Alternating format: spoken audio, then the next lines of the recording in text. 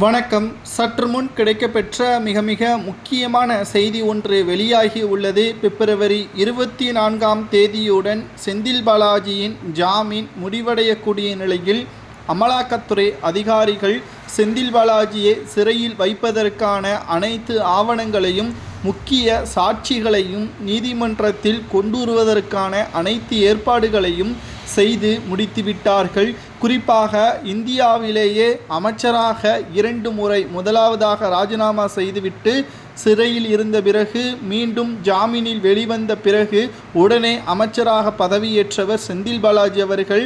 இதுவரை அல்லாத ஒரு நபருக்கு வழங்கக்கூடிய தீர்ப்பாகத்தான் இந்த முறை செந்தில் பாலாஜிக்கு வழங்கக்கூடிய தீர்ப்பு ஒட்டுமொத்த ஊழல்வாதிகளுக்கும் ஒரு பாடமாகவும், இவரை போன்று சட்டத்திற்கு புறம்பாக பணப்பரிவர்த்தனை செய்வதில் தயங்க வேண்டிய ஒரு கடும் தண்டனை தான் தற்பொழுது செந்தில் பாலாஜி அவர்களுக்கு கொடுப்பதற்கான ஏற்பாடுகளை அமலாக்கத்துறை அதிகாரிகள் செய்து வருகிறார்கள். அப்படி என்ன தண்டனை செந்தில் பாலாஜிக்கு கொடுக்க போகிறார்கள் என்பதை நாம் பார்க்கும் பொழுது, ஒட்டுமொத்தமாக செந்தில் பாலாஜியின் சொத்து பட்டியல்கள் முழுமையாக பறிமுதல் செய்து அதை அவரது வருமானத்திற்கு அதிகமாக இருக்கக்கூடிய அனைத்து சொத்துக்களையும் பறிமுதல் செய்யப்படும். முதலாவதாக. இரண்டாவது, அவரது மனைவி பெயரில் இருக்கக்கூடிய சொத்துக்களும் பறிமுதல் செய்யப்படும். மூன்றாவதாக, அவரது மகன்கள், மகள்கள் மற்றும் பெற்றோர்கள் மீது இருக்கக்கூடிய சொத்துக்களையும் பறிமுதல் செய்யப்படும் என்ற தகவலும் வெளியாகி உள்ளது.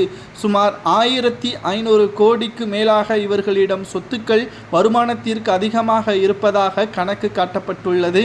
இவை அனைத்திற்கும் உரிய ஆவணங்கள் இல்லாத காரணத்தினால் பறிமுதல் செய்யப்பட்டதோடு, கரூரில் பிரம்மாண்டமாக கட்டி வரக்கூடிய பங்களாவையும் இடிப்பதற்கு நீதிமன்றம் உத்தரவுகளை பிறப்பிக்க வேண்டும் என்றும் அமலாக்கத்துறை அதிகாரிகள் நீதிமன்றத்தில் மனு மூலியமாக தெரிவித்திருக்கிறார்கள். விசாரணையின் பொழுதுதான் அந்த கரூர் பங்களாவை இடிக்கலாமா அல்லது அரசு சொத்தாக மாற்றலாமா, அது நூலகமாக பயன்படுத்தலாமா என்ற நீதிபதி தான் அதை கூற முடியும். அது மட்டுமல்ல, செந்தில் பாலாஜிக்கு 7 ஆண்டுகள் முதல் 10 ஆண்டுகள் வரை சிறை தண்டனையும், அவரது தம்பிதான் குற்றவாளி என்ற காரணத்தினால் அவர் இருக்கும் இடத்தை காட்டி கொடுக்காத காரணத்தினால் கூடுதலாக 3 ஆண்டுகள் வரை சிறை தண்டனை வழங்கப்படலாம் என்ற தகவலும் வெளியாகி உள்ளது.